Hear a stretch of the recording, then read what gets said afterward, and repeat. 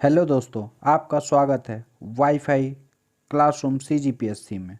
आज हम आर्थिक सर्वेक्षण 2020-21 का नेक्स्ट टॉपिक लोक वित्त का मुख्य बिंदु देखते हैं, जिसमें बजट के बारे में कुछ बताया गया है।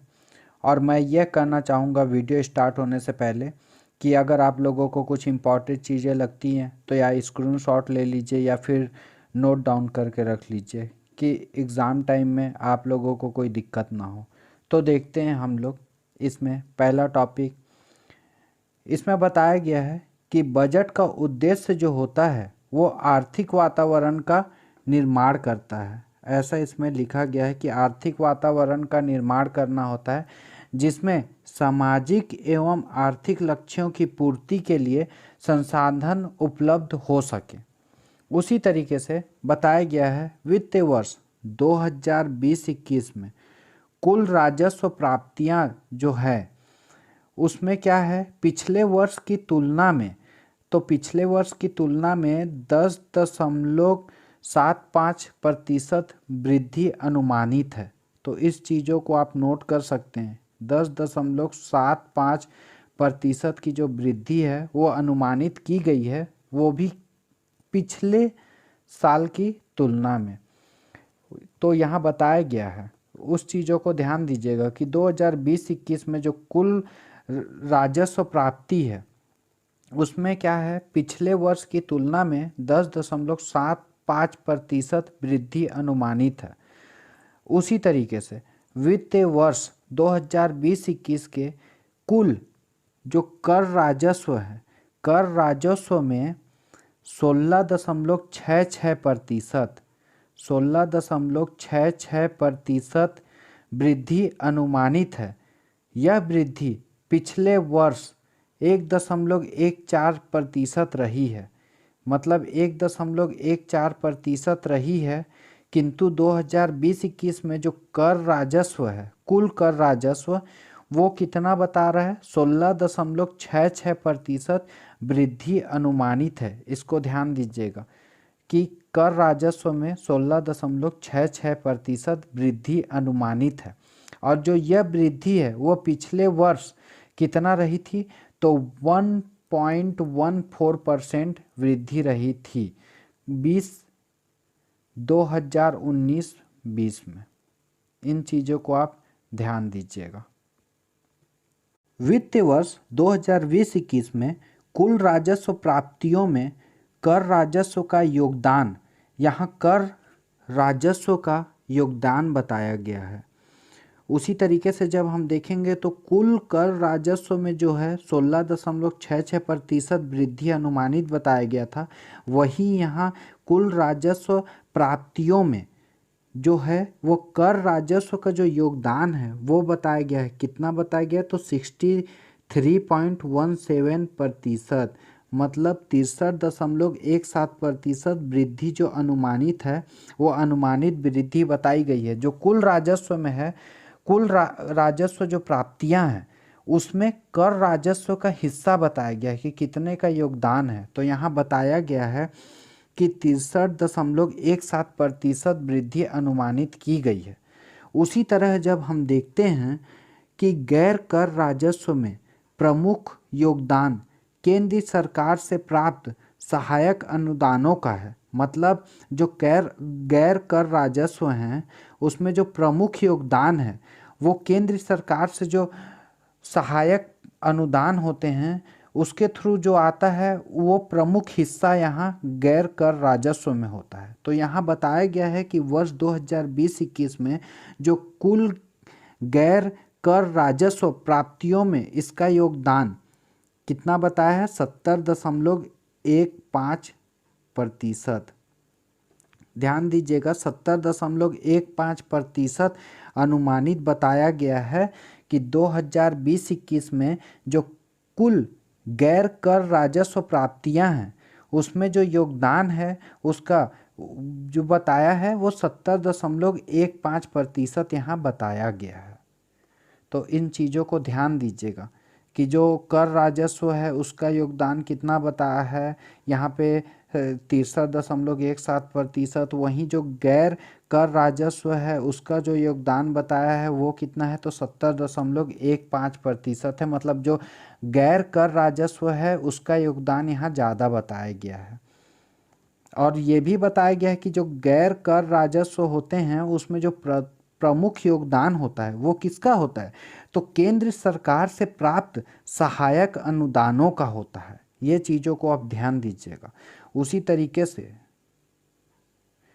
जो वर्ष 2020-21 में राजस्व प्राप्ति है, तो राजस्व प्राप्ति के बारे में यहाँ बताया गया है। तो राजस्व प्राप्ति कितना है 2020-21 में, तो यहाँ ध्यान दीजिएगा कि 1.30 करोड़, मतलब 83,831,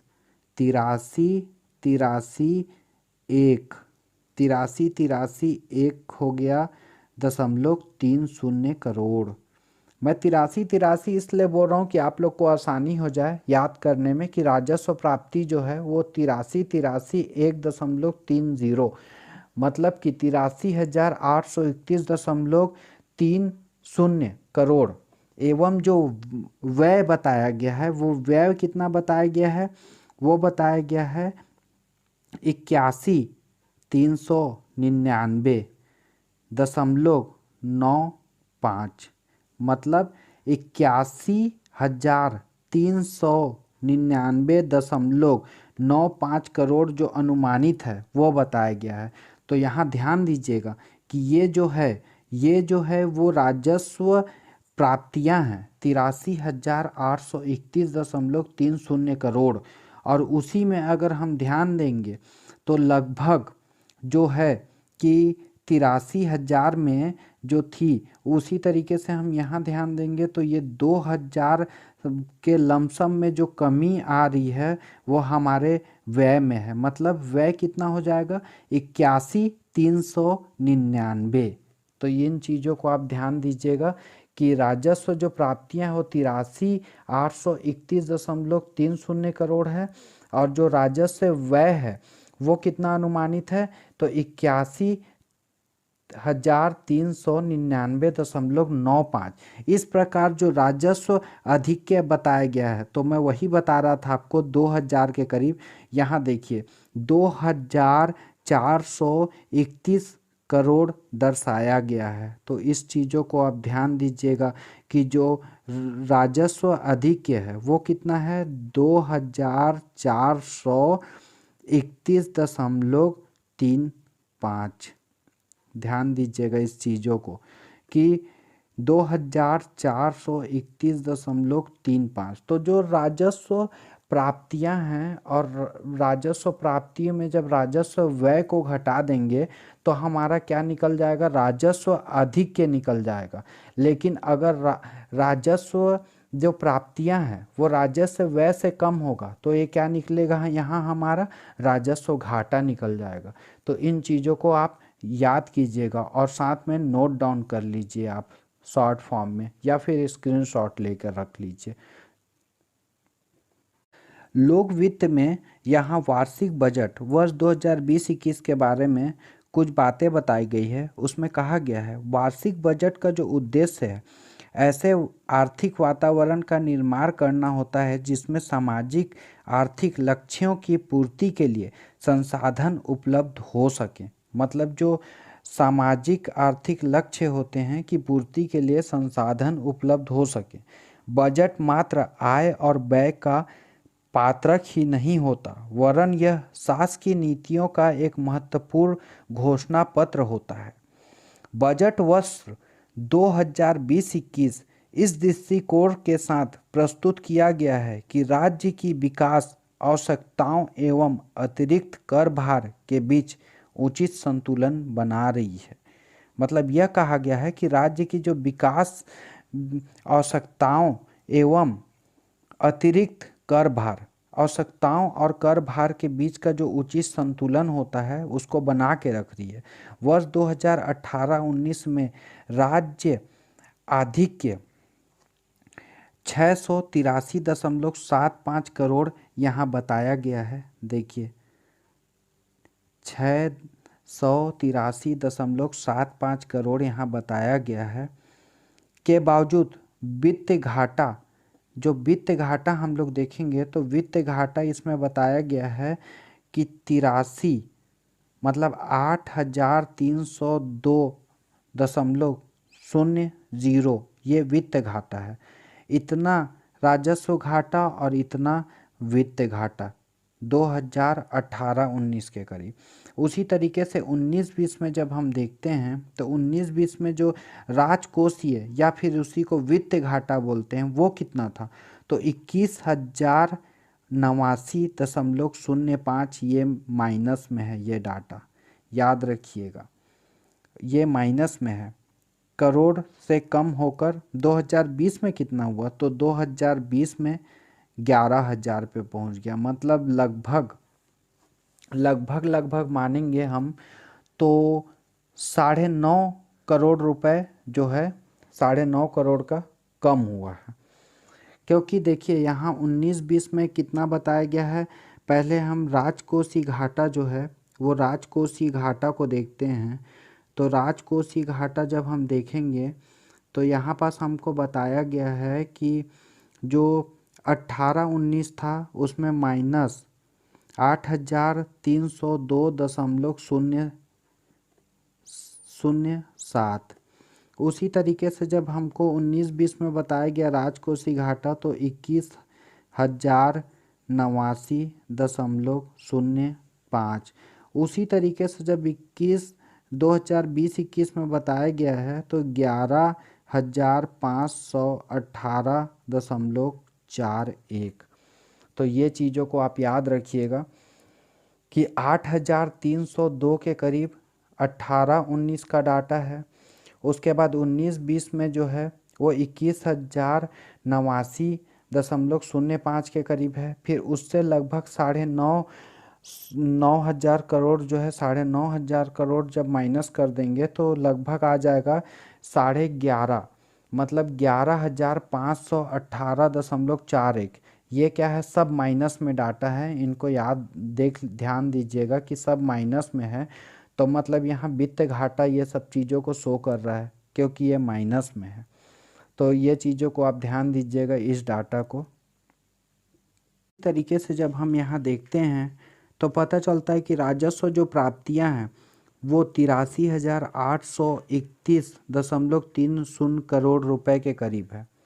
और जो व्यय है वो हम देख चुके हैं कि 81,399.95 है। तो जब हम ये दोनों को जब माइनस कर देंगे तो हमको पता चलेगा कि जो राजस्व ये अगर माइनस में है तो घाटा और प्लस में है तो यहाँ आधिक्य, तो मतलब यहाँ आधिक्य जो हो रहा है राजस्व आधिक्य वो 2,431.35 करोड़ रुपए के करीब हो रहा है। राजस्व आधिक्य 2020-21 में अनुमानित है। उसी तरीके से जब हम इसमें देखेंगे तो कुल प्राप्तियां यहाँ देखते हैं, कुल व्यय का डाटा दिया हुआ है, वर्ष में शुद्ध लेन देन के बारे में दिया गया है और राजकोषीय वित्त या फिर वित्त घाटा जो है हम देखे हैं कि 2018-19 में 8,302.07, 19-20 में 21,089 और 20-21 में 11,518, सब माइनस में है। तो ये वित्त घाटा को आप याद रखिएगा। उसी तरीके से जो यहाँ डाटा दिया गया है कि राजस्व आधिक्य, तो यहाँ राजस्व आधिक्य, तो यहाँ राजस्व घाटा हो रहा है 19-20 में। 18-19 में यहाँ पास देखेंगे हम जब तो यहाँ पास प्लस में है, मतलब आधिक्य है 683.75। फिर यहाँ 19-20 में माइनस में है। फिर 20-21 में अनुमानित है कि 2,431.35 करोड़ रुपए जो है वो राजस्व आधिक्य है। तो ये चीज़ों को आप ध्यान दीजिएगा कि राजस्व आधिक्य 19-20 में इतना अनुमानित है, कितना 2,431.35 करोड़। उसी तरीके से जब हम राजस्व प्राप्ति का देखेंगे तो यहाँ पास हम देखते हैं कि मार्च 2020 में प्रस्तुत बजट अनुमान अनुसार वित्तीय वर्ष 2020-21 में कुल राजस्व प्राप्ति जो है, तो कुल राजस्व प्राप्ति हम देख चुके हैं कि 83,831.30 करोड़ अनुमानित है, ये हमको पता है, जो कि पिछले वर्ष की तुलना में, तो पिछले वर्ष की तुलना में ये कितना है, तो पिछले वर्ष की तुलना में 10.75% अधिक है। ये चीज़ों को आप याद रखिएगा कि पिछले वर्ष की तुलना में 10.75% यहाँ अधिक बताया गया है। आप इससे समझ सकते हैं, यहाँ पिछले साल कितना था, 75,696.01। इसी तरीके से इस बार कितना बताया गया है, तो इस बार बताया गया है 2020-21 में 20-21 के अनुसार 83,831.30, मतलब कितना ज़्यादा है, तो 10.75% इस बार ज़्यादा बताया गया है कि अनुमानित है ऐसा। तो वित्तीय वर्ष 2020-21 में जो कर राजस्व है, वो कर राजस्व बताया गया है कि 92,958, जो कर राजस्व अनुमानित है वो कितना है, तो 52,958.30। तो ये चीज़ों को आप ध्यान दीजिएगा।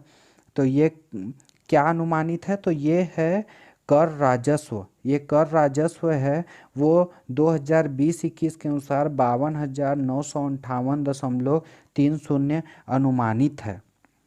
जबकि वर्ष 19-20 में देखेंगे हम, तो 19-20 में कितना था, तो इससे 7,000 करोड़ के करीब कम था, मतलब 45,396। कब का, 19-20 के अनुसार 45,396.01 करोड़ अनुमानित रहा।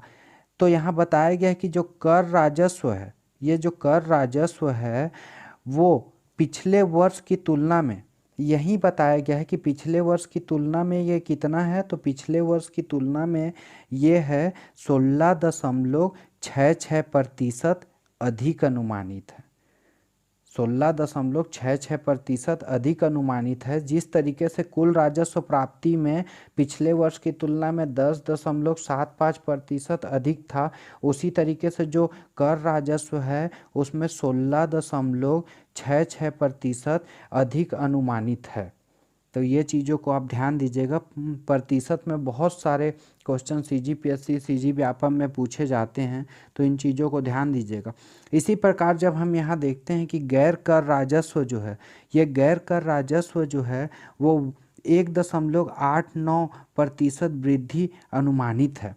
मतलब ये देखिए कि 20-21 में कितना है, तो 30,873.00। उसी तरीके से जब हम देखेंगे यहाँ 19-20 में, तो 30,300 है। तो 30,000 जब 300 है, तो यहाँ पास हम देखते हैं कि इसका कितना बता रहा है, तो यहाँ पास हम देखेंगे कि यहाँ पास बता रहा है लगभग 1.89% अधिक। मतलब गैर कर राजस्व जो रहेंगे, गैर कर राजस्व में 1.89% की वृद्धि अनुमानित है, कर राजस्व में 16.66% की वृद्धि अनुमानित है। उसी तरीके से जो कुल राजस्व प्राप्ति है, ये दोनों को मिला के जो कुल राजस्व निकलेगा, वो उसकी जो प्राप्तियां हैं वो कितना होगा, तो वो पिछले वर्ष की तुलना में 10.75% की वृद्धि अनुमानित यहाँ बताई गई है। उन चीज़ों को आप ध्यान दीजिएगा कि कर राजस्व में 16.66, गैर कर राजस्व में 1.89 और जो कुल राजस्व प्राप्ति है उसमें 10.75 की वृद्धि अनुमानित है। यहाँ चार्ट के माध्यम से समझाया गया है जो एक कुल राजस्व है। उसी तरीके से यहाँ गैर कर राजस्व के बारे में दिखाया गया है, यहाँ कर राजस्व के बारे में दिखाया गया है, यहाँ 2019-20 के बारे में दिखाया गया है, यहाँ 18-19 के बारे में। तो क्या है, ये आप लोगों को पढ़ने में समझने में आसानी होगी। तो इन चीज़ों को आप स्क्रीनशॉट ले लीजिएगा ताकि आप लोगों को आसानी हो। उसी तरीके से जब हम देखते हैं कर राजस्व का, तो जब कर राजस्व के बारे में देखेंगे तो वित्त वर्ष 2020-21 में जो कुल कर राजस्व है वो मैंने यहाँ बताया हुआ है कि जो कर गैर कर राजस्व है वो 1.89% की वृद्धि अनुमानित है। वही कर राजस्व में कितना है, 16.66% की वृद्धि अनुमानित है। तो वो चीज़ों को आप ध्यान दीजिएगा। यहाँ से हम देखते हैं कर राजस्व का।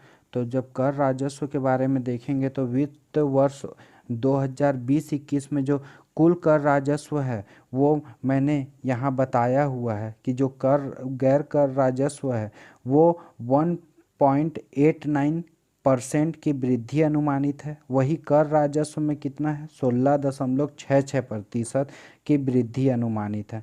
तो वो चीज़ों को आप ध्यान दीजिएगा यहाँ से। तो उसी तरीके से जब हम देखेंगे यहाँ पे तो 16.66% की वृद्धि अनुमानित है पिछले वर्ष की तुलना में। तो वो चीज़ों को आप ध्यान दीजिएगा कि यहाँ 52,958, यहाँ 45,396.01 और इसमें 52,958.30 ऐसे करके। तो यहाँ पास 16.66% की वृद्धि अनुमानित है। वहीं पिछले वर्ष की तुलना में कितना है, यह पिछले वर्ष की तुलना में 1.14% रही है, 1.14% रही है। वही कर राजस्व में प्रमुख योगदान केंद्रीय करों में राज्य का अंश का कर राजस्व है। मतलब जो कर राजस्व होते हैं उसमें प्रमुख जो योगदान होता है उसमें केंद्रीय जो कर होते हैं उसमें जो केंद्रीय सेंटर का कर होता है उसमें जो राज्य का अंश होता है, कर का अंश होता है, वो क्या है, उसका प्रमुख योगदान होता है कर राजस्व में। तो ये चीज़ को ध्यान दीजिएगा कि जो सेंटर का जो वो होता है, सेंटर का जो मतलब कर होते हैं उसमें जो राज्य का जो अंश होता है वही जो कर राजस्व में प्रमुख योगदान होता है। उसी तरीके से केंद्रीय करों में के कर राजस्व में 32.65% वृद्धि होना अनुमानित है। तो आप ध्यान दीजिएगा कि 32 जो केंद्रीय कर हुए हैं उसमें यहाँ बताया गया कि 32.65% की वृद्धि अनुमानित बता रही है केंद्रीय करों में। इस तरीके से आप ध्यान दीजिएगा। जबकि राज्य के स्वयं जो कर हैं उसमें यहाँ देखिए स्वयं कर, यहाँ केंद्रीय कर, तो केंद्रीय कर में 32.65 और जो स्वयं का कर है उसमें कितना बता रहा है, तो 3.83% यहाँ बताया जा रहा है। तो इन चीज़ों को आप एक बार ध्यान दीजिएगा। वित्तीय वर्ष 2020-21 में कर राजस्व में राज्य के स्वयं के करों का अंश 49.39% अनुमानित है। मतलब अंश जो बोलेंगे तो वो कितना अनुमानित है, तो 49.39%। देखिए यहाँ बताया गया जो कुल कर हैं, जो कुल कर में स्वयं के कर राजस्व का प्रतिशत यहाँ कितना बताया गया है, 49.39% यहाँ बताया गया है। उसी तरीके से जब आप देखेंगे कि कुल राजस्व प्राप्तियों में इसका योग, तो जब इसका योग देखेंगे तो 31.20% अनुमानित है। तो कितना अनुमानित है, तो 31.20% अनुमानित है। तो इसी तरीके से ध्यान दीजिएगा, ये सब डाटा बहुत ही इम्पॉर्टेंट है कि केंद्रीय कर में कितना है हिस्सा, वो स्वयं का कर में कितना है, कुल जो कर है उसमें स्वयं का कर का हिस्सा कितना है, ये सब चीज़ों को यहाँ बताया गया है। ये वर्षवार प्रतिशत जो वृद्धि है, जैसे केंद्रीय कर का यहाँ बताया था उसी तरीके से स्वयं के कर का बताया है। और यहाँ चार्ट के माध्यम से आपको समझाया है कि 20-21 का, यहाँ 19-20 का, यहाँ 18-19 का। तो इन चीज़ों को आप ध्यान दीजिएगा। और उसी तरीके से यहाँ जो गैर कर राजस्व हैं, तो गैर कर राजस्व में बताया गया है कि यहाँ पे कुल गैर कर राजस्व कितना है, तो 30,873.00। पिछले वर्ष का भी यहाँ बताया गया है कि 30,300 तो यहाँ हम पिछले में देख चुके हैं कि कितना परसेंट की वृद्धि यहाँ बताई गई है। तो यहाँ जो कुल गैर कर राजस्व है पिछले वर्ष की तुलना में 1.89% की यहाँ वृद्धि दिखाई गई है। तो इन चीज़ों को आप ध्यान दीजिएगा। उसी तरीके से यहाँ केंद्रीय जो सहायता है वो 2020-21 में जो अनुमानित है वो 2.40 है। राज्य का गैर कर राजस्व जो है वो 0.71% है। तो ये सब चीज़ों को आप ध्यान दीजिएगा। और जो यहाँ पास हम देखेंगे कि कुल गैर कर राजस्व में केंद्रीय सहायता का जब प्रतिशत देखेंगे तो अनुमानित 20-21 के अनुसार देखेंगे तो 70.15%, 70.15% यहाँ बताया गया है। उस चीज़ों को आप ध्यान दीजिएगा। और यहाँ पास राज्य के गैर कर राजस्व का प्रतिशत तो 29.85 दिखाया गया है, 29.85 यहाँ बताया गया है। तो उन चीज़ों को आप ध्यान दीजिएगा। बाकी स्क्रीनशॉट आप लेकर रख सकते हैं या फिर आप नोट कर लीजिए, नोट डाउन कर लीजिए, वो भी आपके एग्ज़ाम के लिए एक शॉर्ट नोट्स के रूप में काम आएगा।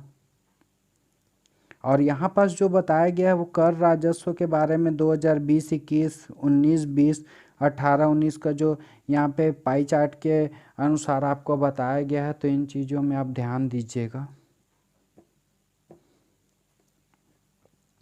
उसी तरीके से जब हम देखेंगे राजस्व प्राप्ति एवं व्यय का, तो राजस्व प्राप्ति हमें पता है कि 83,831 है, 83,831 है। पिछले साल देखेंगे तो 75,696 है। तो लगभग जब देखेंगे हम लोग तो ये 10.75 की यहाँ वृद्धि अनुमानित की गई है।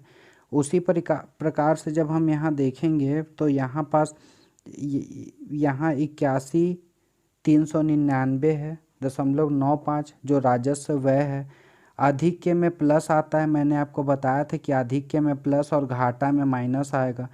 तो 2018-19 में आधिक्य 683.75, फिर घाटा हुआ 9, माइनस में दिया हुआ है 9,429.29, फिर उसके बाद आधिक्य हुआ मतलब 2,431.34। तो ये चीज़ों को आप ध्यान दीजिएगा। तो जब राजस्व प्राप्ति में हम देखेंगे तो राजस्व प्राप्ति में यहाँ 10.75 जो मैंने आपको बताया वो 10.75 राजस्व प्राप्ति देखेंगे वर्षवार प्रतिशत जो अनुमानित है।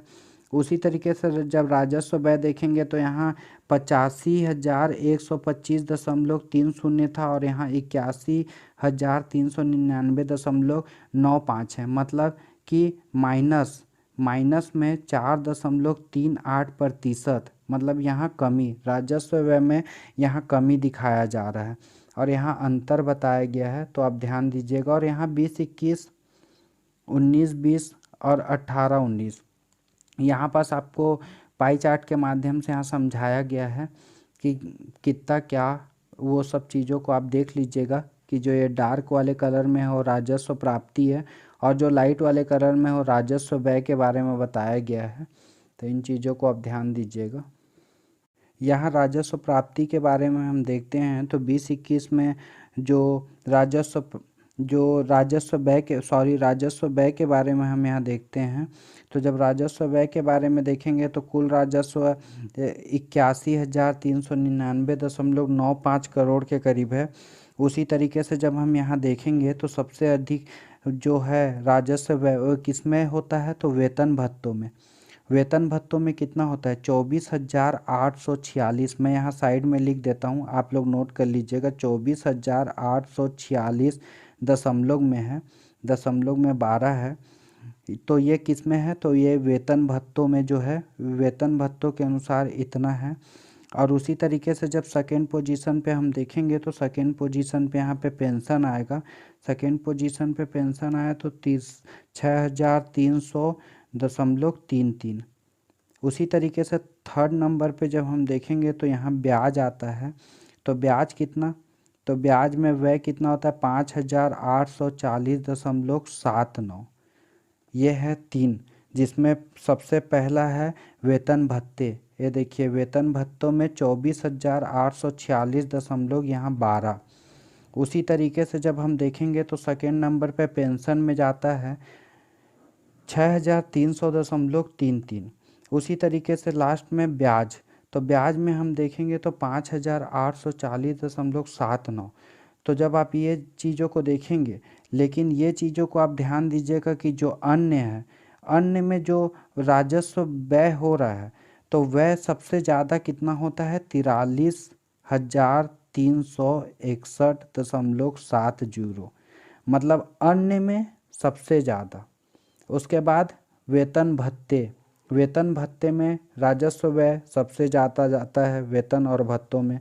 फिर उसके बाद पेंशन का आता है, पेंशन के बाद आता है ब्याज, और उसके बाद आता है मजदूरी भत्ते। तो मजदूरी भत्ते कितना यहाँ पास बताया गया है, तो 1,051.01 करोड़ रुपए के करीब। तो ये कुल मिला के कितने हो जाते हैं, तो कुल राजस्व व्यय निकल जाएगा 81,399.95। तो ध्यान दीजिएगा कि सबसे ज़्यादा जो व्यय है होता है राजस्व व्यय, वो किस में होता है, अन्य में होता है। उसके बाद वेतन और भत्ते में होता है, फिर उसके बाद पेंशन में होता है, और उसके बाद ब्याज में होता है। बहुत बार सवाल पूछ दिए जाते हैं कि सबसे ज़्यादा जो राजस्व व्यय है उसका क्रम आप व्यवस्थित कीजिए, इसलिए आप ध्यान से देख लीजिएगा कि अन्य, फिर वेतन, फिर वेतन मिलेगा, वेतन जब ख़त्म होगा तो पेंशन मिलता है, पेंशन जब ख़त्म हो जाता है लोगों का तो ब्याज पे लेते हैं। तो वो उसी तरीके से आप दिमाग में सेट कर लीजिएगा उन बातों को, बस मैं ये समझने का एक तरीका बता रहा हूँ। और यहाँ राजस्व व्यय का जो है वो आपको यहाँ पे बताया गया है कि जो राजस्व व्यय हो 2021 में यहाँ पे दिखाया गया है कि अन्य में सबसे ज़्यादा, ये देखिए अन्य जो ऑरेंज कलर का दिख रहा है। फिर उसके बाद कौन से आते हैं, तो वेतन भत्ते आते हैं ये वाले कलर में। और फिर उसके बाद देखेंगे पेंशन, तो लाइट कलर का जो है स्काई ब्लू, उस पे आते हैं। फिर ब्याज पे आता है। उसके बाद फिर जो सबसे लास्ट है वो मजदूरी पे आता है। तो ये चीज़ों को आप ध्यान दीजिएगा एग्ज़ाम के पॉइंट ऑफ व्यू से। वित्तीय वर्ष 2020-21 में कुल व्यय के 87.64% जो भाग है की पूर्ति राजस्व प्राप्ति से होना है। मतलब जो कुल व्यय के 87.64% है वो राजस्व प्राप्ति से अनुमानित है। यह वर्ष 2019-20 के पुनरीक्षित अनुमान से 77.98% अधिक है। तो यहाँ पर जब आप देखेंगे तो जो कुल राजस्व है, कुल राजस्व 52,958.30 अनुमानित है। किसके अनुसार अनुमानित है, तो ये 2020-21 के अनुसार अनुमानित है, ध्यान दीजिएगा। उसी तरीके से जब गैर कर राजस्व का देखेंगे तो गैर कर राजस्व कितना है, 30,873.00।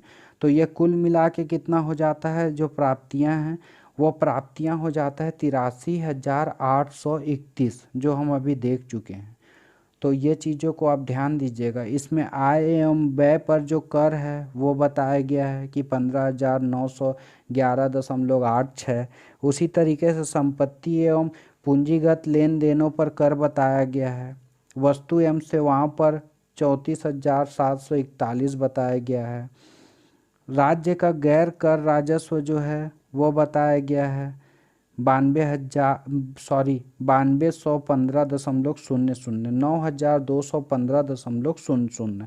वही केंद्र से सहायता जो अनुदान है ये सबसे ज़्यादा होते हैं बताया गया था। तो उसी तरीके से गैर कर राजस्व में 21,658.00 यहाँ बताया गया है। तो इन चीज़ों को आप ध्यान दीजिएगा कि ये हो गए ये कुल 83,831।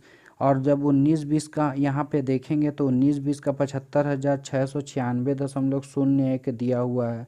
गैर कर राजस्व भी यहाँ दिया हुआ है 30,301.89% बताया गया था कि अनुमानित है इस बार। तो ये 1.89% बढ़ के 30,873 हो जाएगा, ये 30,300 था उससे। उसी तरीके से यहाँ 45 396.01 से 52,958.30 हो जाएगा, मतलब 16.66% की यहाँ भी वृद्धि बताई गई है। तो इस तरीके से आप इन चीज़ों को ध्यान दीजिएगा। और यहाँ पे उन्हीं चीज़ों को गैर कर राजस्व वाला और ये कर राजस्व, तो ये बताया गया है कि कितना कितना हिस्सा दोनों में से आता है राजस्व। तो यही 52,000 के करीब था, ये 30,000 के करीब था। तो इसी तरीके से यहाँ पूरा डाटा दिया गया है।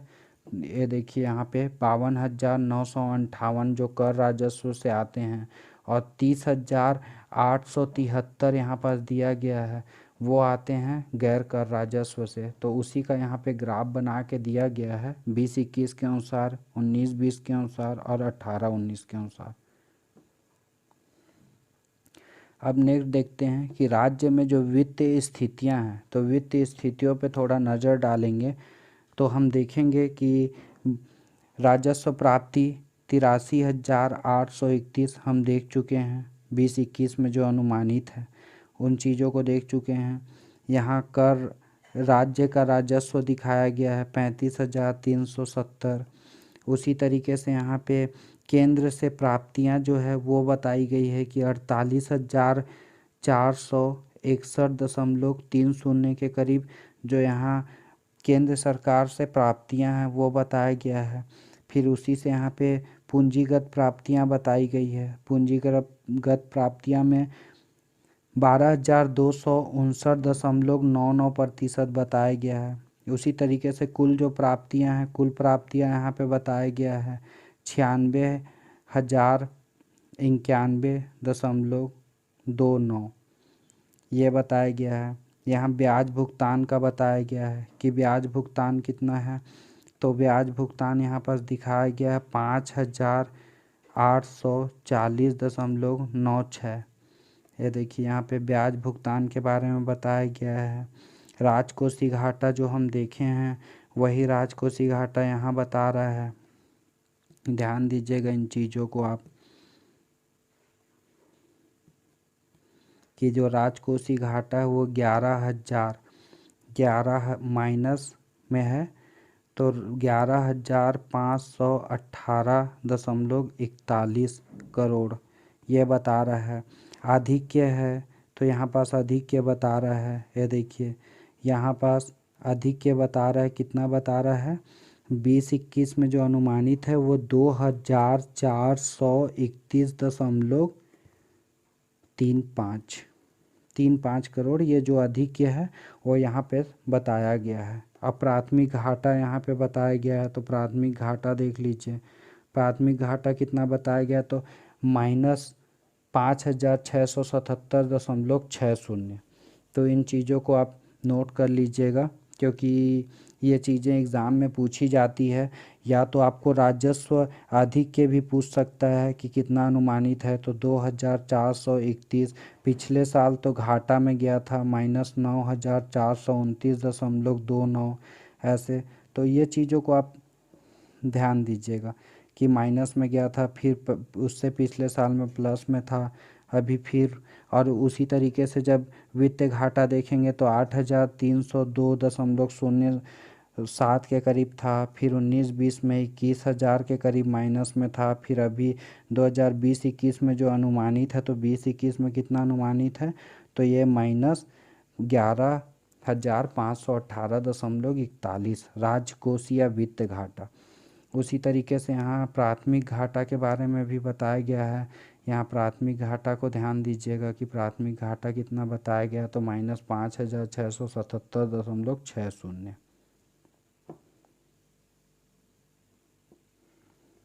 उसी तरीके से जब हम राज्य के राजकोषीय सूचक के बारे में जब देखेंगे तो यहाँ प्रतिशत में बताया गया है, तो आप इन प्रतिशतों को ध्यान दीजिएगा कि जो यहाँ पास प्रतिशत बताई गई है वो प्रतिशत प्राप्तियाँ। सबसे पहले प्राप्तियों में देखेंगे तो राजस्व प्राप्ति या कुल प्राप्ति, तो 87.29% यहाँ बताया गया है। उसी तरीके से जब हम यहाँ व्यय में आएंगे तो व्यय में जब राजस्व व्यय देखेंगे, यहाँ राजस्व प्राप्ति देखें तो 87.29 2,4 था। यहाँ राजस्व व्यय देखेंगे 2020-21 का जो अनुमानित है तो 87 में 2 कम कर देंगे तो यहाँ 85, यहाँ 85 के करीब आपको दिखेगा राजस्व जो व्यय है वो कुल राजस्व व्यय के बारे में आपको दिख जाएगा। फिर यहाँ आकस्मिक जो निधि से निकाला जाता है वो 0 है अभी। उसी तरीके से व्यय एवं प्राप्तियों के बारे में यहाँ बताया गया है। तो राजस्व व्यय और राजस्व प्राप्ति का प्रतिशत यहाँ बताया गया है तो 97.10% यहाँ बताया गया है। उसी तरीके से ब्याज भुगतान या राजस्व प्राप्ति तो यहाँ 6.97% दिखाया गया है। तो चीज़ों को ध्यान दीजिएगा, 6.97% यहाँ बताया गया है। उसी तरीके से ऋण के बारे में बताया गया है, राजस्व के बारे में बताया गया है। तो इन चीज़ों को आप एक बार ध्यान से देख लीजिएगा, एग्ज़ाम में आ सकते हैं। लेकिन जो हमने पहले पढ़ा है यहाँ पे जो हमने देखा था कि जितना भी ये पार्ट हैं कि राजस्व आधिक्य है हो गया या राजकोषीय घाटा या वित्त घाटा जिसको बोलते हैं या फिर प्राथमिक घाटा जिसको बोलते हैं, तो ये सब जो चीज़ें हैं ये सब चीज़ें एग्ज़ाम के पॉइंट ऑफ व्यू से बहुत ही मोस्ट इम्पॉर्टेंट चीज़ें हैं। तो आप इन चीज़ों को ध्यान दीजिएगा कि ये बहुत ही मोस्ट इम्पॉर्टेंट है। कभी भी क्वेश्चन आ जा सकते हैं कि राजस्व आधिक्य कितना हुआ तो 2431.35। राजकोषीय जो या वित्त घाटा बोलेंगे तो उसको -11,518.41%।